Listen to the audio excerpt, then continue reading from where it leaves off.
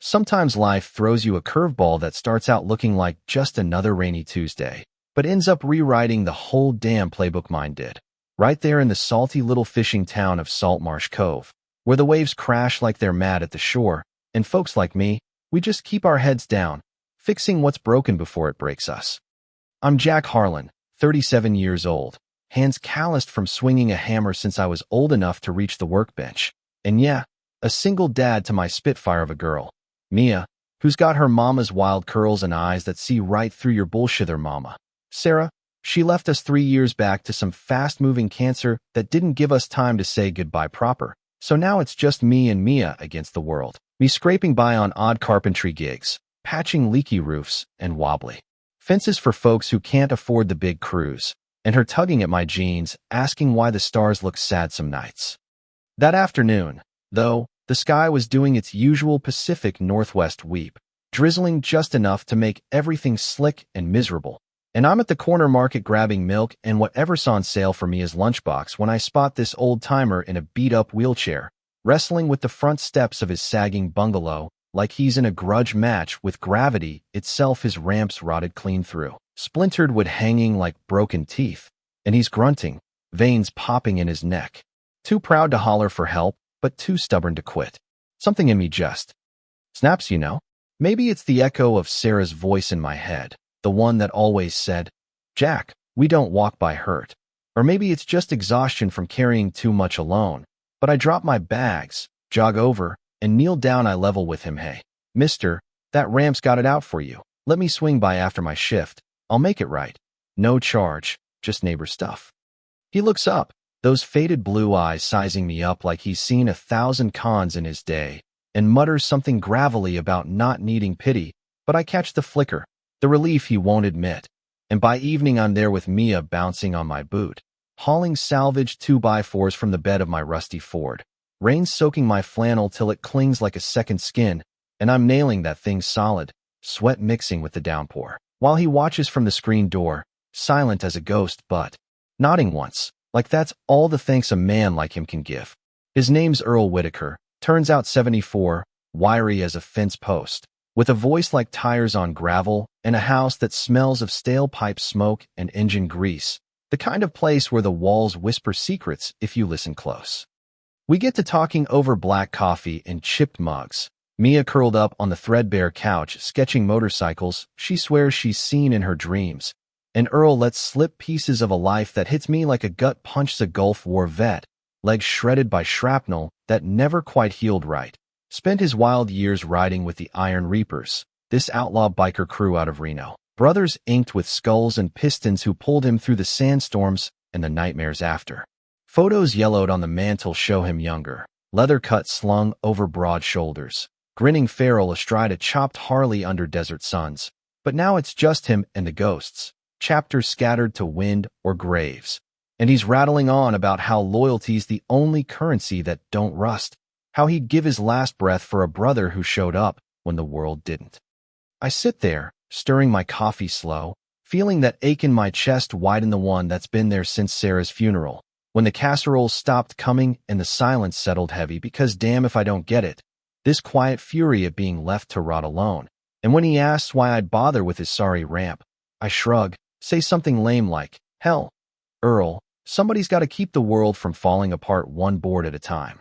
But inside I'm thinking, yeah, and maybe fixing yours keeps mine from crumbling too. He chuckles then, this dry, rusty bark that shakes his frame, slaps my shoulder and calls me kid, like we're old war buddies. And over the next couple weeks, it becomes habit. Mia and I swinging by after school, her plopping cross-legged on his porch while he spins yarns about midnight runs through canyons, engines howling like coyotes, her eyes wide as saucers, and me tinkering with his leaky faucet or patching the roof where the shingles peeled like old skin, teasing him gentle about being too bullheaded to ask, him firing back with that grin, "Pride's what keeps the wolves out, Jack, yours too, I bet." One dusk, after I've braced his porch rail so it won't give on him again, he wheels out this battered tin box from under his bed, dust flying like memories, and inside it's a treasure trove, faded patches, dog-eared snapshots of rides that blurred state lines, and this silver ring, heavy in his palm. engraved with eternal ride ahead, the motto his crew lived by. His hand shakes as he slides it onto my finger, says it belonged to his road brother Tommy, lost to a bad wreck years back. But you, Jack, you've got that same fire, the kind that don't ask for a patch to prove it wear it, for the road we all end up on. My throat closes up, hot and tight, because who am I to carry something like that? Just a guy with a toolbox and a kid who needs braces. But I nod, pocket the weight of it. And that night, alone in my truck with Mia snoring soft in the back seat, I feel seen, like maybe the pieces of me Sarah left behind aren't scattering to the wind after all. What I didn't know, couldn't have guessed in a million damp salt marsh mornings, was that Earl picked up his old flip phone after we left, thumb hovering over buttons worn smooth from disuse, and dialed a number he hadn't touched in a decade. Hey, Reaper, it's Whit. Yeah, the ghost himself. Been riding solo too long, but I found a brother worth the dust, one who built me back up when I was listing hard. Word hopped chapters like a spark on dry grass, from Reno to Portland. Texts pinging in the night old, Whit's calling colors. Light him up. Boys in by dawn engines were firing to life across 3 states. Chrome beasts rumbling toward this nowhere town because that's what family does. It don't forget.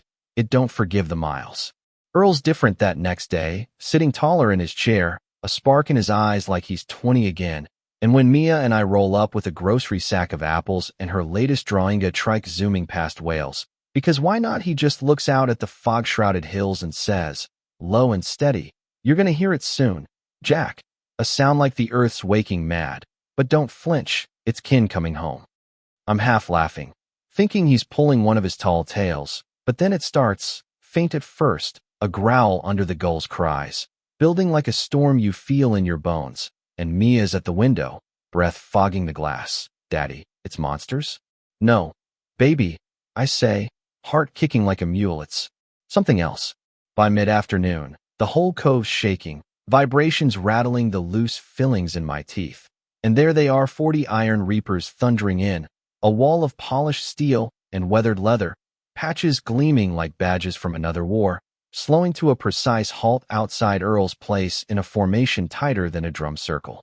Neighbors peek from behind salt-crusted curtains, whispers turning to gasps. Holy hell. The reapers? In Saltmarsh. Thought they were just bar stories, and Mia's glued to my leg, her little fist white-knuckled on my jeans. But Earl's out on the porch, shoulders back, that rusty chuckle bubbling up as the lead rider.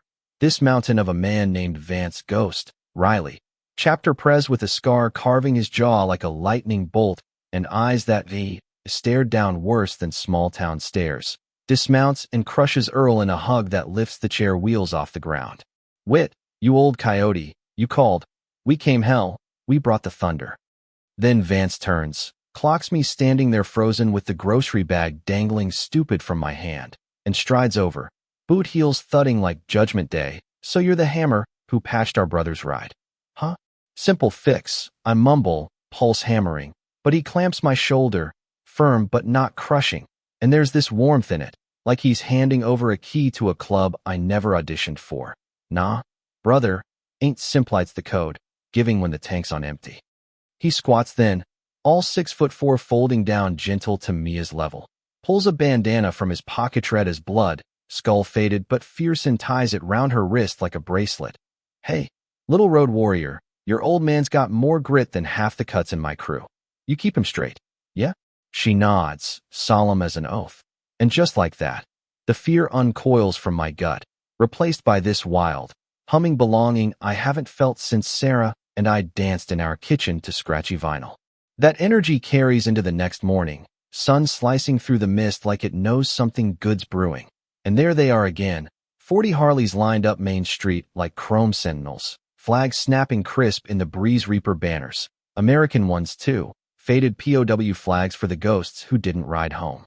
Folks trickle out, shopkeepers pausing mid-sweep, old salts from the docks squinting suspicious. What's this? Some turf grab? But Vance raises a gloved fist. Engines cough to life in unison, a roar that rattles windows and hearts. And they roll out slow, deliberate, not tearing up the piece but cradling it, weaving through the cove like a honor guard for the invisible wounds we all carry. Earl's up front in a sidecar rig they jury-rigged overnight, grinning like the devil's got his back, and I'm walking beside, one hand steady on his rig, Mia perched high on my shoulders waving like a tiny admiral, her laughter cutting sharper than any growl.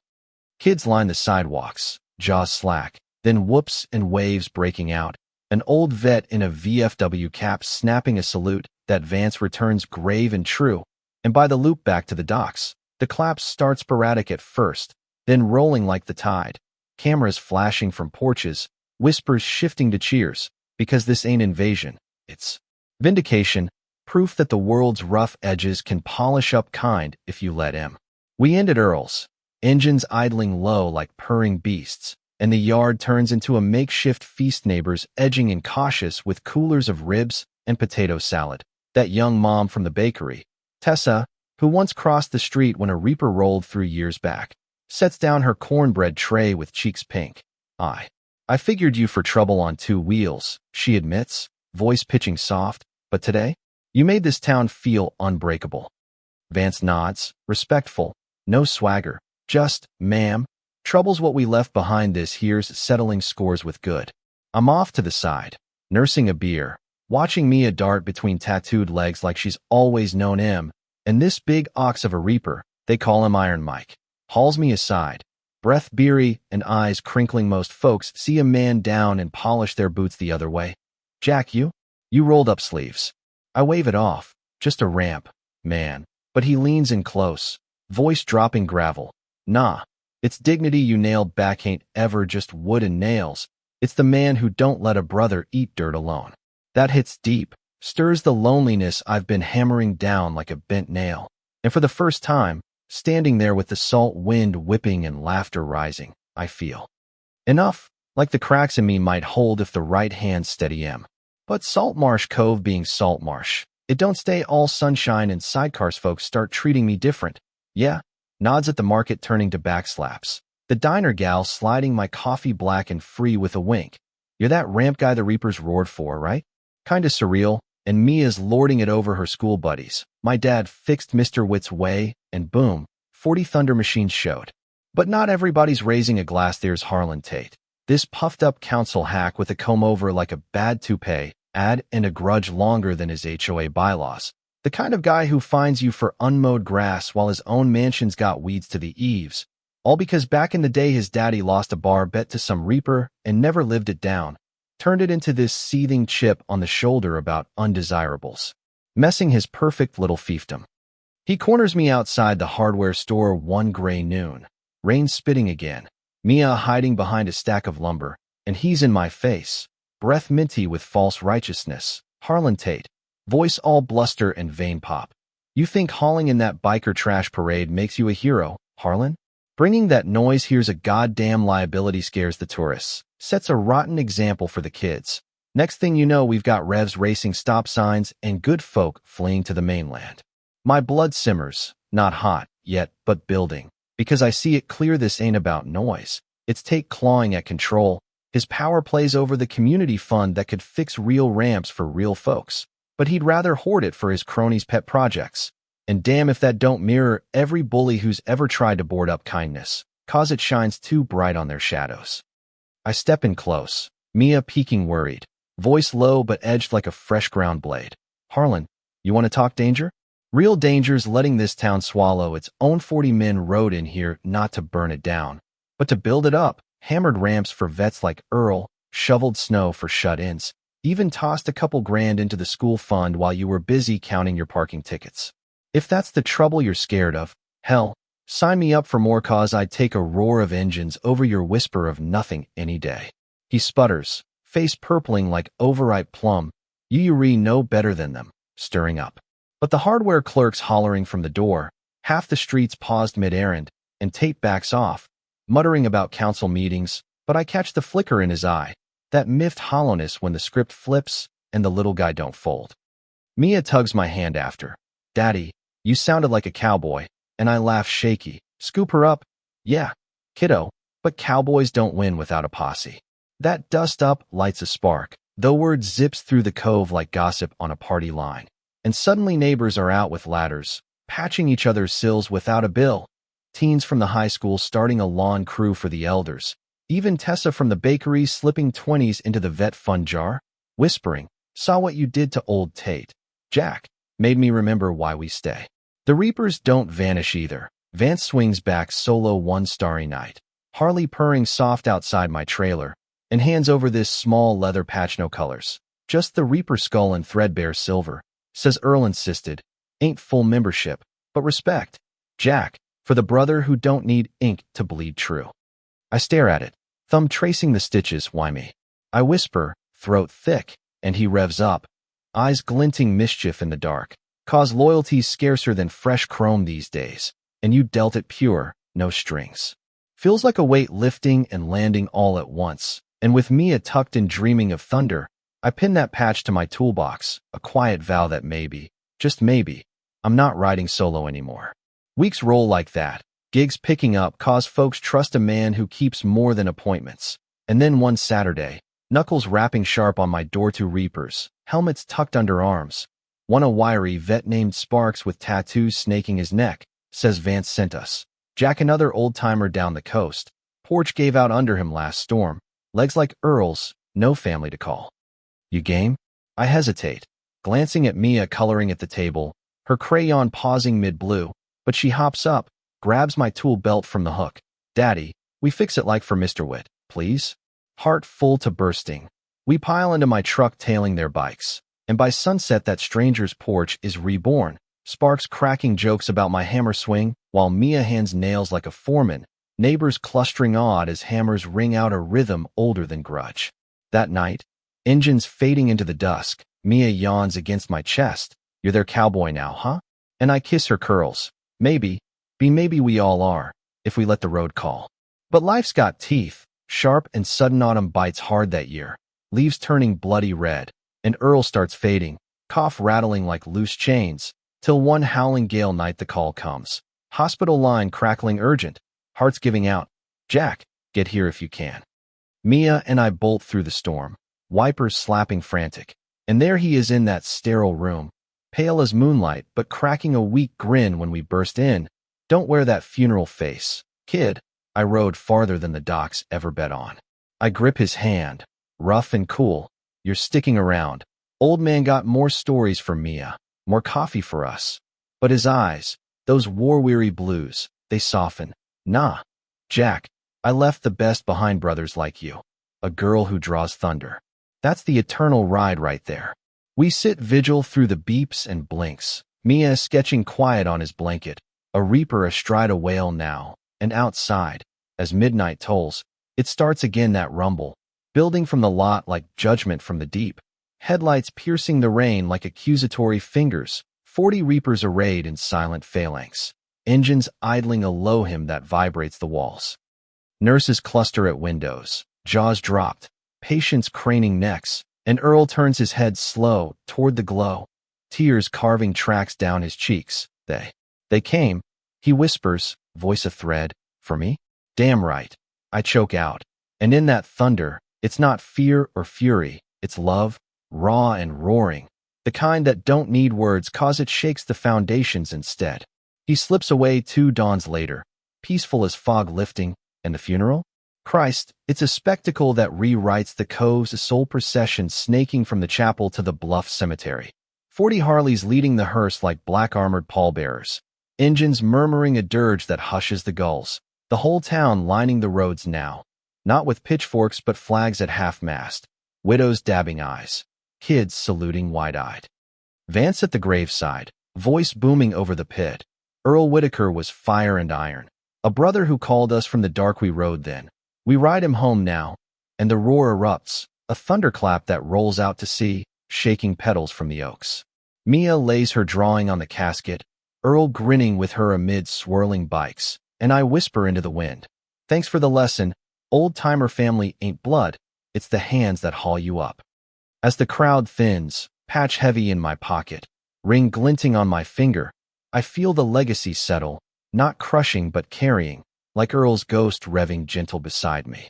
Grief don't get the last word, though the Reapers circle wagons tight, checking in with six-packs and engine grease jokes, pulling Mia onto sidecars for spins that leave her giggling breathless. And one crisp morning Vance hauls up with a blueprint rolled under his arm.